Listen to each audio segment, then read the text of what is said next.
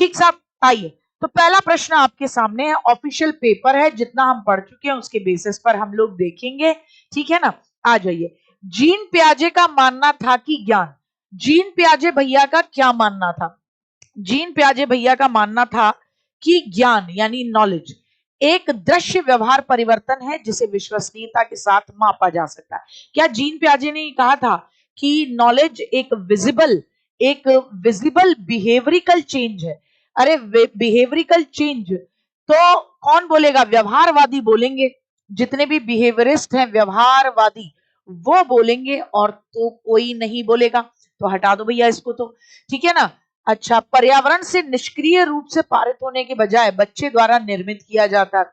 यानी जीन पियाजे ने यह कहा कि नॉलेज पर्यावरण से निष्क्रिय रूप से पारित होने के बजाय बच्चा खुद बनाता है। इंटरैक्शन के माध्यम से प्राप्त होने के बजाय जन्मजात होती है, कि नॉलेज भैया जन्मजात होती है। अधिक जानकार अन्य लोगों के साथ इंटरैक्शन से बनता है। एमकेओ की बात कौन करता है? अधिक जानकार अन्य लोगों की बात कौन करता है? कौन करता है? तो आप कहोगे वाइगॉत्स्की करते हैं। कौन करता है? तो आप कहोगे वाइगॉत्स्की करते हैं। तो ये भी घट गया। बताएं, क्या वो ये मना करते हैं कि इंटरैक्शन से प्राप्त नहीं होता है, बल्कि आपका क्या कहना चाहिए, जन्मजात है, प्रदत्त है? नहीं, बिल्कुल सही सभी का जवाब। पर्यावरण से निष्क्रिय रूप से पारित होने के बजाय बच्चे द्वारा सेल्फ मेड होता है। नेक्स्ट क्वेश्चन आपके सामने, किशोरावस्था के बारे में कौन सा कथन सही नहीं है? Which is not true about adolescence. अलग अलग संस्कृतियों के बच्चे समान तरीके से किशोरावस्था में प्रवेश करते हैं और इसे अनुभव करते हैं।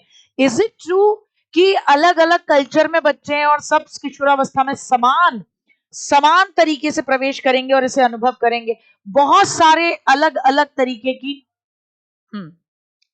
बिट्टू, हाँ बेटा, एक मिनट है ना। दो पूछ रहे हैं कि मैम क्या बात हो रही है? बात हो रही है कि कैसे आप सभी लोगों को इंटरनेशनल विमेन्स डे के लिए उसका बेसिक एसेंस समझाएं। आते यार बेटा, अलग अलग संस्कृति होती है। देखो बहुत सारे, ये क्वेश्चन आया था, मैं बताती हूँ, इसी बार आया है। किसमें?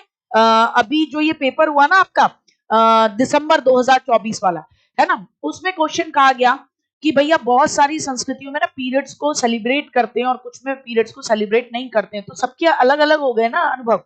किशोरावस्था सामाजिक रचना है जी बेटा, हमेशा याद रखना, बाल्यावस्था सामाजिक रचना है, क्योंकि उम्र तो हम सब जी रहे हैं, लेकिन उस उम्र को अलग अलग ग्रुप्स में, कि ये किशोरावस्था है, ये शैशवावस्था है, ये बाल्यावस्था है, ये किसने बनाया? समाज ने। जैसे जेंडर सामाजिक रचना है, समाज ने बनाया। तो याद रखना, जब भी कभी बाल्यावस्था आ जाए, किशोरावस्था रहे, शैशवावस्था रहे, याद फट से लगा देना है भैया ये सामाजिक व्यवस्था है, समाज ने बनाई। किशोरावस्था को सामान्य तौर पर यौवन से शुरू माना जाता है, यौन परिपक्वता और प्रजनन की क्षमता की ओर ले जाती है? नहीं, किशोरावस्था बाल्यावस्था और वयस्कावस्था के बीच विकासात्मक संक्रमण है, जिसमें शारीरिक, संज्ञानात्मक और मनोसामाजिक परिवर्तन होते हैं। सॉरी, मैं समझ गई आपकी बात, मैं समझ गई, मेरे ही दिमाग से उतर गया था, क्योंकि बीच में हम लोग अंतरराष्ट्रीय वो मनाने लग गए थे ना, विमेन्स डे, इसीलिए नहीं पूछा है और सारे ही सही हैं, हम सही के हिसाब से बता रहे थे ना। तो आपका ये भी ठीक है, ये भी ठीक है, ये भी ठीक है, केवल ये ठीक नहीं है। तो ए ऑप्शन नहीं पूछा है ना, तो ए ऑप्शन हमारा नहीं होगा। बहुत बढ़िया, आगे बढ़ते हैं। कौन सा एक निपुणता लक्ष्य अभिविन्यास का वर्णन करता है? कहां पर? मैंने आपको बताया ना कि जब आप किसी को मोटिवेट करते हो तो वो किस चीज के लिए मोटिवेटेड है। अगर वो मास्टरी हासिल करने के लिए मोटिवेटेड है तो वो अंदर से एक्साइटमेंट फील करेगा, चीजों को लंबे समय तक याद रखेगा और लॉन्ग लास्टिंग पड़ेगा।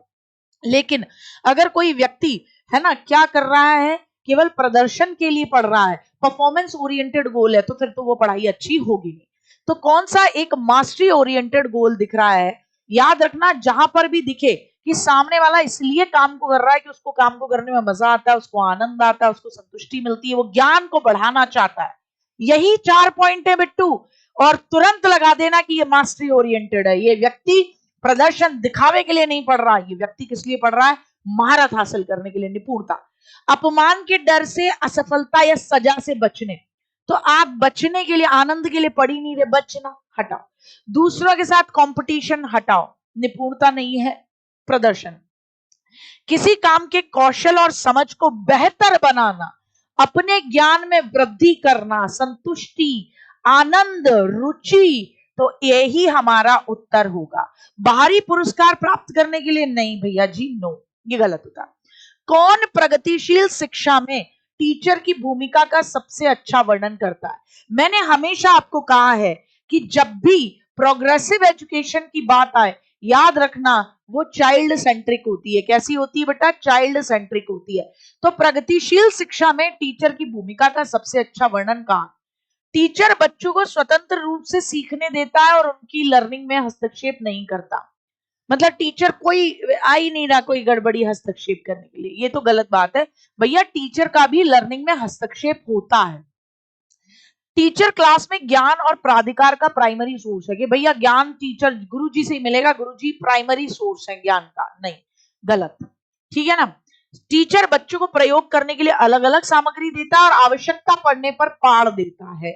यही है क्या रचनावादी अधिगम कि टीचर एक फैसिलिटेटर है, जब जरूरत पड़ेगी तब बच्चे को क्या करेगा? मदद करेगा। बहुत बढ़िया।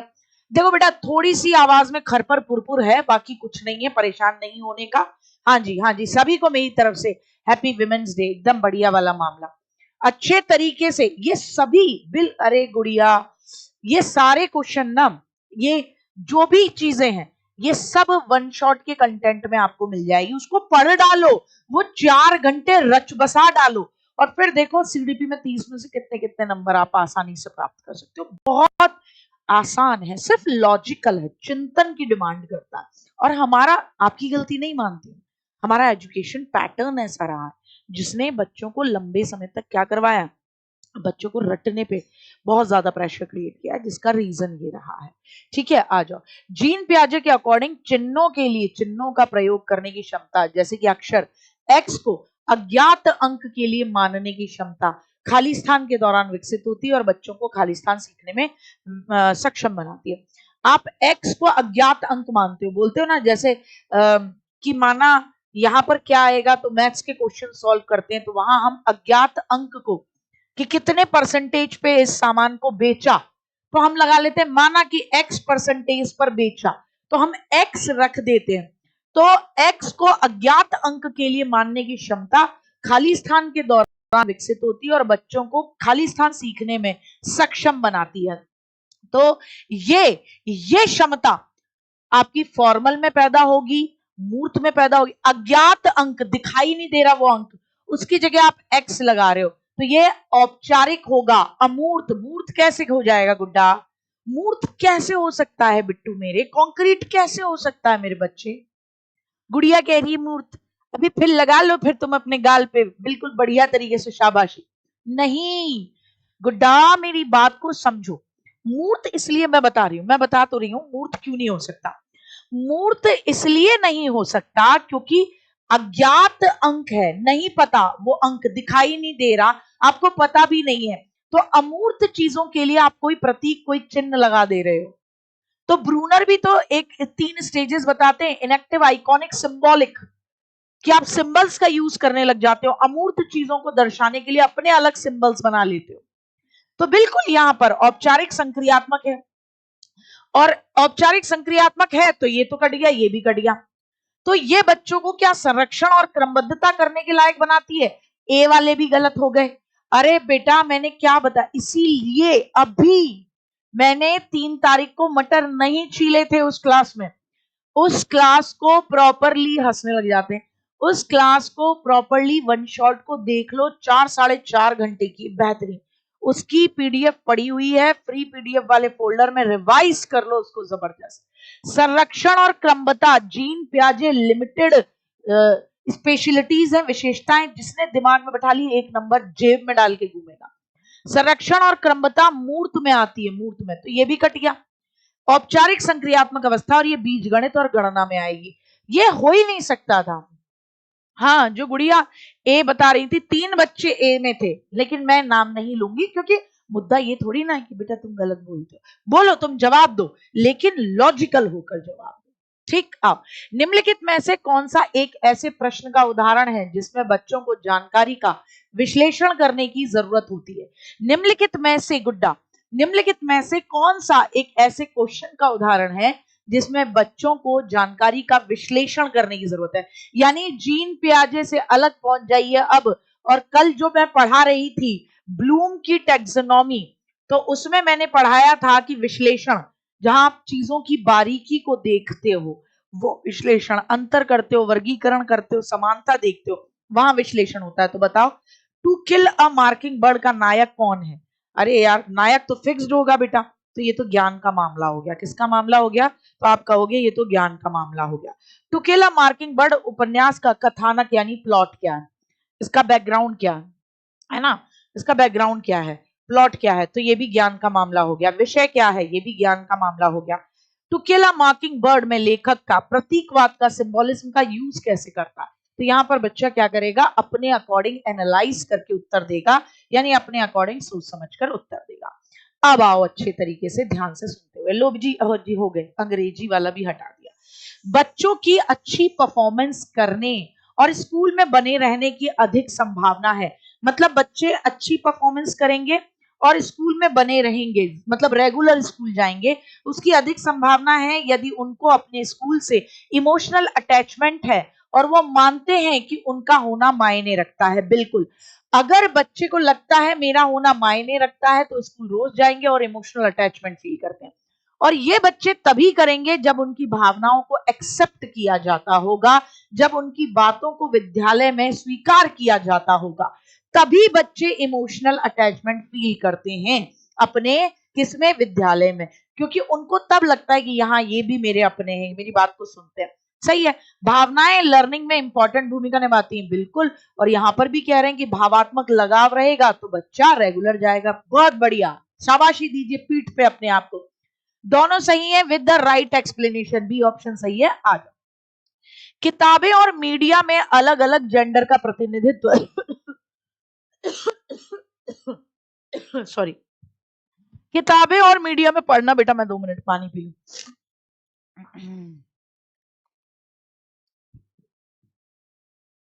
वाह, क्यूटनेस के चक्कर में तो आपने टाइगर पाल लिया। किताबें और मीडिया में अलग अलग जेंडर का प्रतिनिधित्व कितना और किस तरीके से किया जाता है, ऐसे प्रश्न अगर आप पूछते हो तो क्या होगा? जेंडर भूमिका की फ्लेक्सिबिलिटी, की कोई भी जेंडर कोई भी रोल प्ले कर सकता है, यानी कोई जेंडर कोई भी काम कर सकता है, उसकी फ्लेक्सिबिलिटी। नम्यता का मतलब होता है बिट्टू फ्लेक्सिबिलिटी, मतलब फ्लेक्सिबल है, फिक्स्ड नहीं है, कोई भी कुछ भी कर सकता है। इसको हतोत्साहित करना, हतोत्साहित का मतलब होता है मना करना, कि नहीं ये नहीं करना, डांट देते हैं ना तो हतोत्साहित हो जाता है, तो ये हट गया। लिंग रूढ़िवादिता पर प्रश्न उठाना, यानी क्वेश्चनिंग जेंडर स्टीरियोटाइप। इस तरीके की टीचर अगर पूछता है तो वो जेंडर स्टीरियोटाइप पर प्रश्न उठा रहे। लोजी साइड हो गए, लोजी। लिंग स्टेबिलिटी को, जेंडर स्टेबिलिटी को मजबूत कर रहा है कि नहीं ये वाला जेंडर यही काम करेगा, इसको मजबूत कर रहा है, नहीं।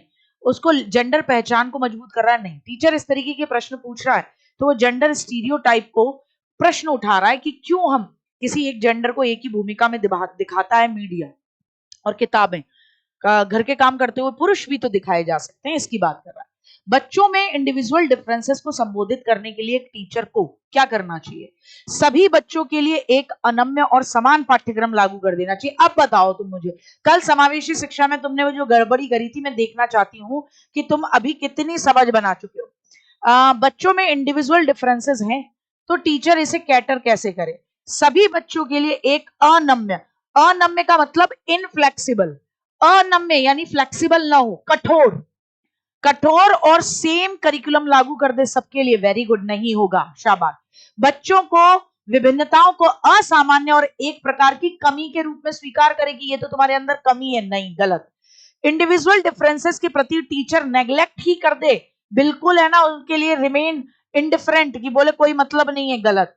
विभिन्नताओं को मानव विविधता की प्रत्यक्ष विविधता के रूप में स्वीकार करे, उनका सम्मान करे कि भैया इंडिविजुअल डिफरेंसेस तो होते ही होते हैं, शाबाश डी वाले। एक प्रोग्रेसिव क्लासरूम में आकलन कैसा होगा, असेसमेंट कैसा होगा?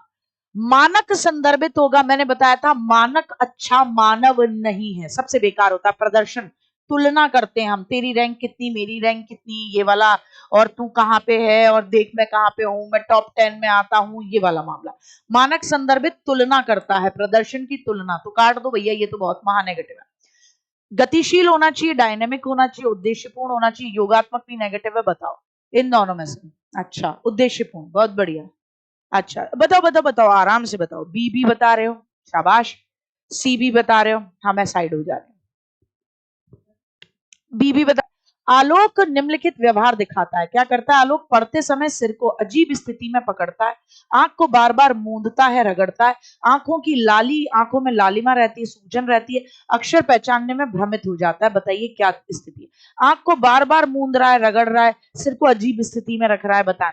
ये कम्युनिकेशन डिसऑर्डर है, बातचीत तो कहीं कर ही नहीं रहा, तो कहां लग रहा है? विजन प्रॉब्लम है, भाषा समझने की दिक्कत है, या स्वालीनता है? क्या है? अरे यार तुम डी वालों, अरे डी वालों क्वेश्चन तो देख लो। मैंने कहीं लिखा कि बच्चा असामाजिक है, कहीं लिखा मैंने कि बच्चा आई कांटेक्ट नहीं करता, कहीं मैंने लिखा कि बच्चा जो है वो प्रॉपर तरीके से क्या बोलते हैं, बार बार एक ही व्यवहार को, दिनचर्या को रिपीट करता है।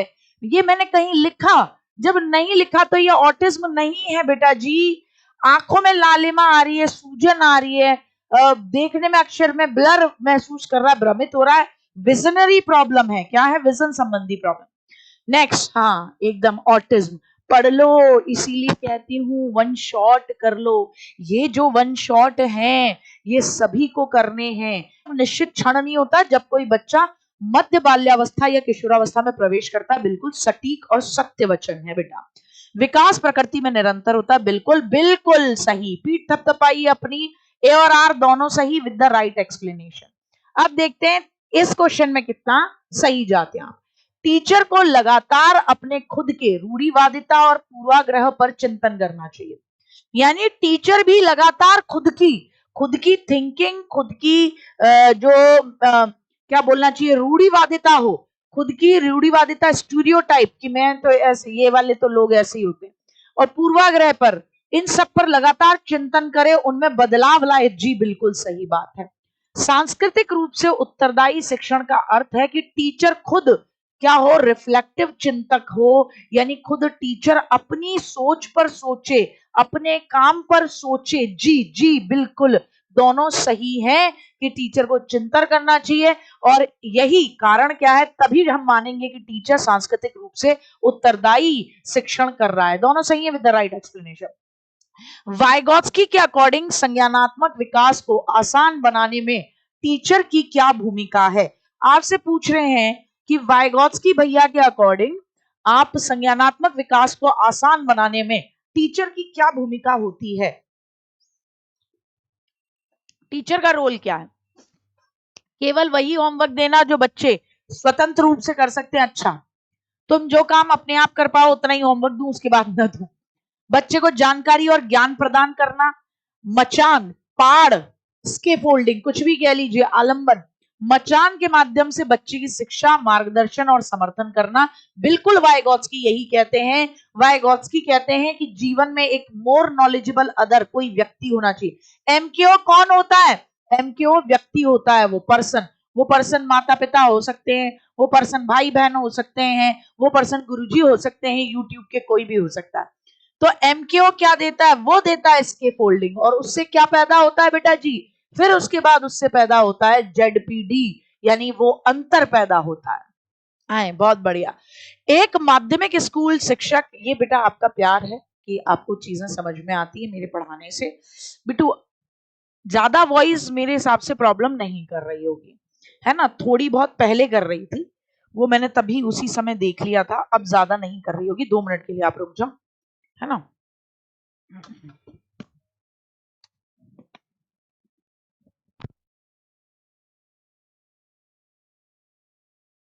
अब बताओ, ठीक है ना? नहीं, मैंने सेल बदले हो, कुछ नहीं किया। वो खत्म हो रहे थे, है ना? वो मैं मूवमेंट ज्यादा नहीं कर रही, इसीलिए आज मैं ऐसे रहती हूँ, तो फिर वो ज्यादा मूवमेंट नहीं होता, तो वो ठीक रहता है। आ जाओ। एक माध्यमिक स्कूल टीचर बच्चों को कंसेप्ट और वास्तविक दुनिया के जो अनुप्रयोग के बीच में संबंध में बनाने में मदद करके एक मीनिंगफुल लर्निंग के लिए लायक बनाना चाहता है। मतलब टीचर माध्यमिक लेवल का है, 6 to 8 का टीचर है, वो चाहता है जो रियलिटी है वास्तविक दुनिया और जो हम किताबों में पढ़ते हैं उनके बीच में एक प्रॉपर बॉन्ड बने, जिससे बच्चे की लर्निंग ना मीनिंगफुल लर्निंग हो, बच्चा चीजों को समझ के करे। ठीक, निम्नलिखित में से कौन सी गतिविधि एक उपयुक्त शैक्षणिक रणनीति होगी? कौन सी गतिविधि एक उपयुक्त शैक्षणिक रणनीति होगी? फिर मैं एक बहुत महत्वपूर्ण बात कहूंगी, अभी कहूंगी इस मुद्दे पर, क्योंकि है ना गुड़िया, एक बच्चे ने बहुत सही बात कही है, मैं अभी बताऊं। बच्चे को छोटे तो ये क्या तरीका अपनाएगा कि वास्तविक जो दुनिया है और किताबी जो ज्ञान है, स्कूल के अंदर का ज्ञान है, आपस में मिल जाए। बच्चों को छोटे ग्रुप में वर्तमान मुद्दे पर रिसर्च करने देना और अपने निष्कर्ष क्लास में प्रस्तुत करने देना, बहुत अच्छी बात है। बच्चे को नियम परिभाषा याद करने देना, गलत। बच्चे को एमसीक्यू क्वेश्चन के साथ वर्कशीट देना, गलत। उद्दीपक अनुक्रिया बॉन्ड बनाने देना, गलत। तो पहला हमारा उत्तर सही है, पहला ही हमारा उत्तर सही है। जब बच्चा खुद से शोध करेगा, खुद से खोजेगा, तब जब बच्चा किसी चीज को लेकर आएगा, किसी नॉलेज को लेकर आएगा, तो वो बिल्कुल क्वाइट डिफरेंट लेवल का मामला होगा। अच्छा चलिए, मैं क्या बता रही थी, अभी एक गुड़िया ने एक बात कही कि मैम यहाँ ये वाली बात कहते हैं कि बैचेस आप फ्री करा दीजिए, जबकि आप लोगों ने फ्री भी कराया, और कोई भी शायद अपने नोट्स फ्री में कभी मार्केट में नहीं लेकर आया होगा। सब किताबें छापते हैं, किताबों का प्रचार करते हैं। हमारी ई बुक हमारा एग्जैक्ट वो नोट्स होता है जिसके माध्यम से हम पूरी मेहनत करते हैं अपने बच्चे के लिए कि ई बुक भी अगर किसी के पास पहुंचे ना, तो कोई बच्चा कोई दूर गांव में दराज में बैठ के हमारा बच्चा पढ़ रहा है, तो उसके पास संसाधन की कमी नहीं होनी चाहिए कि यार पैसे के चक्कर में या मेरे पास सही मटेरियल नहीं था, इसके चक्कर में मेरे नंबर नहीं आए और मैं पास नहीं कर पाया। सब तक पहुंचे, यही उद्देश्य है शिक्षा की, सार्वभौमिक पहुंच यही तो है। अच्छा, तो एक बेस्ट एग्जांपल देती हूँ इसी बात पे। हमारे यहाँ जिस तरीके का मामला चलता है, तो बहरहाल मैं सिर्फ यही कहना चाहती हूँ कि पहले इस्तेमाल करें फिर विश्वास करें, सिर्फ यही मेरा उद्देश्य था जो मैं उस गुड़िया की बात को सेटिस्फाई कर रही थी, बाकी और कुछ नहीं था। चलिए आगे बढ़ते हैं, नेक्स्ट टॉपिक पे आते हैं। बिल्कुल बिल्कुल बिल्कुल बिल्कुल इसी मुद्दे पर मैं बात कर रही थी। अच्छा हाँ, ये क्वेश्चन बताएं, क्या आप जवाब दे रहे हैं? इस क्वेश्चन को मैंने नोट्स बताया,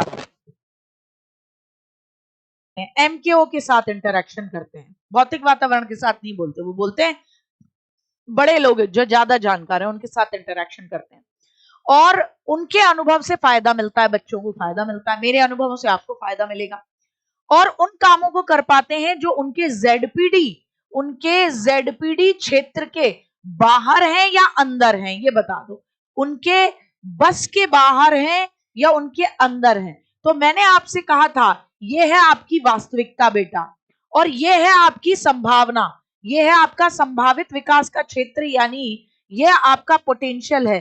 तो मैं अगर आपको मदद दूंगी तो क्या आप अपने इस पोटेंशियल है आपका 120 नंबर लाने का, तो क्या आप अपने क्षमता से भी ज्यादा ले आओगे या जितनी क्षमता होगी उसके समीप लेकर आओगे? 120 के अंदर अंदर नंबर लाओगे या 120 से भी ज्यादा ले आओगे? ठीक है, हाँ मेरे को तो अब लग ही रहा है बिट्टू कि आप लोगों ने वो वन शॉट देखी ही नहीं है। प्लीज देखिए उस वन शॉट को। अंदर आप अपनी संभावना, अपनी क्षमता से ज्यादा प्राप्त नहीं कर पाएंगे। एमकेओ की मदद से आप अपनी क्षमता, जो संभावना है आपकी असीम, उसके निकट पहुंच पाते हैं, तो उसके अंदर अंदर पहुंच पाते हैं। तो 120 में तुम 115 ला सकते हो, ये है, ऐसे नहीं है। हाँ बहुत अच्छा बात, क्या नाम था इस गुड़िया का, क्या नाम था? कि क्षमता में तो वृद्धि होती है, महारत उन्मुखी, निकल गया। एक गुड़िया ने लिखा कि क्षमता तो मैम वृद्धिक होती है, आपने कहा मतलब योग्यता और क्षमता में विकास किया जा सकता है। हम जो मास्टरी ओरिएंटेड गोल है वो इसी पर बात करता है, बिल्कुल बात करता है। लेकिन वाइगोत्स्की ये कहते हैं कि आप अपनी एमकेओ की मदद से आपकी जितना पोटेंशियल है आप उसके अंदर अंदर पहुंचोगे, उसके बाहर नहीं निकलोगे, उस पोटेंशियल के समीप में पहुंच पाओगे। तो अगर आपके अंदर संभावना सीटेट में 125 नंबर लाने की है, आप 120 ले आओगे, 123 ले आओगे। अगर संभावना 140 की, 138 ले आओगे। अगर संभावना ही 90 नंबर की थी, तभी 85 आते हैं, तभी 88 आते हैं, तभी 89 आते हैं। ये सुनने में बड़ा बुरा लगता है पर सत्य वचन। आ जाइए नेक्स्ट पर आते हैं। डिसलेक्सिया कैसी स्थिति है जो बच्चों की किस संभावना को प्रभावित करती है, किस क्षमता को प्रभावित करती है? डिसलेक्सिया कैसी स्थिति है? डिसलेक्सिया, डिसलेक्सिया पठन वाली दिक्कत है, पठन वैफल्य। क्या ये सेंसरी प्रॉब्लम है? नहीं। इमोशनल प्रॉब्लम है? नहीं। शारीरिक प्रॉब्लम है? नहीं। मैंने आपको अगेन वन शॉट समावेशी शिक्षा, जितने भी ये डिसलेक्सिया, डिस्ग्राफिया, अधिगम विकार हैं, लर्निंग डिसेबिलिटी हैं, सब की सब न्यूरोलॉजिकल है, केंद्रीय तंत्रिका तंत्र के विकार हैं जो वातावरण से प्रभावित होते हैं। और इसमें बच्चे की ध्वनि या प्रतीकों को समझने की क्षमता प्रभावित होती है। बच्चा गलत तरीके से ई की मात्रा को आ की मात्रा करके पढ़ लेगा, दिक्कत करेगा। कौन सा सामाजिकरण की प्रोसेस की विशेषता है? बताइए, सामाजिकरण कैसा होता है? बताएंगे। सामाजिकरण की प्रोसेस, सामाजिकरण का मतलब गुड्डा, बच्चा व्यक्ति समाज के नियम रीति रिवाजों के अकॉर्डिंग व्यवहार करे, वह सामाजिकरण। बच्चा समाज के नियम रीति रिवाजों के अकॉर्डिंग व्यवहार करे, वो सामाजिकरण। तो सामाजिकरण की प्रक्रिया की विशेषता क्या है? ये सीधी सीधी होती है, रेखी होती है? नहीं। तुम सामाजिकरण करो, छोटे से बच्चे का सामाजिकरण में करने में नानी याद आ जाती है, ऐसी होती है। तुम सिखाओगे वो भूल जाएगा, फिर सिखाओगे फिर भूल जाएगा, फिर सिखाओगे फिर वो नया कुछ कर लाएगा। जटिल प्रक्रिया है, बहुत जोरदार, मल्टी डायमेंशनल है। बिल्कुल सामाजिकरण केवल आप ही तो थोड़ी ना कर रहे हो। सामाजिकरण के माध्यम से भाषा भी सीख रहा है ना, और मूल्य भी सीख रहा है, और बहुत सारी संस्थाएं इसमें काम कर रही। अलग अलग संस्कृतियों में अलग अलग तरीके से या विशिष्ट तरीके से होता है। बिल्कुल हर संस्कृति का प्रभाव पड़ता है। बिल्कुल सही, BCD आपका राइट आंसर। एक इंक्लूसिव क्लास में अधिगम के लक्ष्यों, शैक्षणिक रणनीतियों के साथ साथ आकलन में अनुकूलन किया जाना चाहिए। आपसे कह रहे हैं एक समावेशी क्लास में, एक इंक्लूसिव क्लास में लर्निंग के आपने लक्ष्य डिसाइड किए हैं, साथ ही साथ कि आपने उन लक्ष्यों की प्राप्ति कैसे करनी है, कैसे पढ़ाना है। शैक्षणिक रणनीतियों के साथ साथ आकलन में भी, आकलन के तरीके में भी आप बदलाव करेंगे। तो समावेशी शिक्षा में पढ़ाने के तरीके में बदलाव करते हो, लर्निंग के लक्ष्यों में बदलाव होता है, आकलन के तरीकों में भी बदलाव होता है बेटा। हाँ होता है, क्योंकि हम ये बोलते हैं कि सब कुछ क्या होना चाहिए? लचीला होना चाहिए। पाठ्यचर्या लचीली होनी चाहिए, जरूरत के हिसाब से बदलाव हो जाए। शिक्षण विधियों में लचीलापन होना चाहिए, जरूरत के हिसाब से बदलाव हो जाए। मूल्यांकन आकलन के तरीकों में लचीलापन होना चाहिए, जरूरत के हिसाब से बदलाव हो जाए। बिल्कुल सही बात है। समावेशन का दर्शन पेडागोजिकल दृष्टिकोण और आकलन के माध्यम से सभी व्यक्तिगत विभिन्नताओं को समाप्त करने का समर्थन करता है। इसीलिए कहती हूं, फिर गलती है, देखो अच्छे से देख लो, समाप्त करने का समर्थन नहीं करती, व्यक्तिगत विभिन्नता को बढ़ावा देने का समर्थन करती है। गुड्डा, व्यक्तिगत विभिन्नता को समाप्त कर देना मतलब सब एक जैसे, गार्गी मैम की मुखौटा पहन के सारे घूम रहे हैं। A is true but R is wrong. Next question, निम्नलिखित में से कौन एक समावेशी क्लास का उदाहरण नहीं है? नहीं है, नहीं पर ध्यान देना। आप कॉम्पिटेटिव लोकाचार को प्रोत्साहित करते हो, यानी कंपटीशन को बढ़ाते हो। नहीं, कंपटीशन को बढ़ावा गंदी बात है, ये इंक्लूसिव क्लासरूम नहीं होती। अलग अलग दृष्टिकोणों को आप, बिल्कुल सही है, मौका देते हो, अलग अलग दृष्टिकोण का आप समावेशन करते हो। उचित आवाज का पालन करना नहीं, विभेदित निर्देश देना, वाव, अलग अलग इंस्ट्रक्शन देते हो, बिल्कुल सही। लेकिन हमसे नहीं पूछा था, तो ये भी सही, हमसे नहीं पूछा था तो हमें उत्तर देना होगा, क्या देना होगा? यही देना होगा। बिल्कुल बिल्कुल, हाँ आप बिल्कुल सही है, मैं कब मना कर रही हूँ। अलग अलग दृष्टिकोण को मौका देते हो और अलग अलग इंडिविजुअल एजुकेशनल प्लान लेकर आते हो, ये भी ठीक है, ये भी ठीक है, ये भी ठीक है। आ जाओ। उचित आवास का मामला मतलब सबको अपना अपना स्पेस देना कि वो आसानी से एडजस्ट कर सके। आ जाओ नेक्स्ट। एक बच्चा किसी काम को करने में जितना कम सक्षम होगा तो टीचर को उतने ही ज्यादा उसको संकेत, इशारे, मदद देनी चाहिए। अगर कोई बच्चा किसी काम को नहीं कर पा रहा तो टीचर उसको ज्यादा संकेत दे, ज्यादा इशारे दे, ज्यादा मदद दे। जैसे जैसे बच्चा अधिक से अधिक कर सकता है और आगे करेगा बच्चा, टीचर को कम से कम मदद करनी चाहिए। फिर जब बच्चा ज्यादा से खुद करने लगे तो टीचर अपनी मदद को कम कर दे।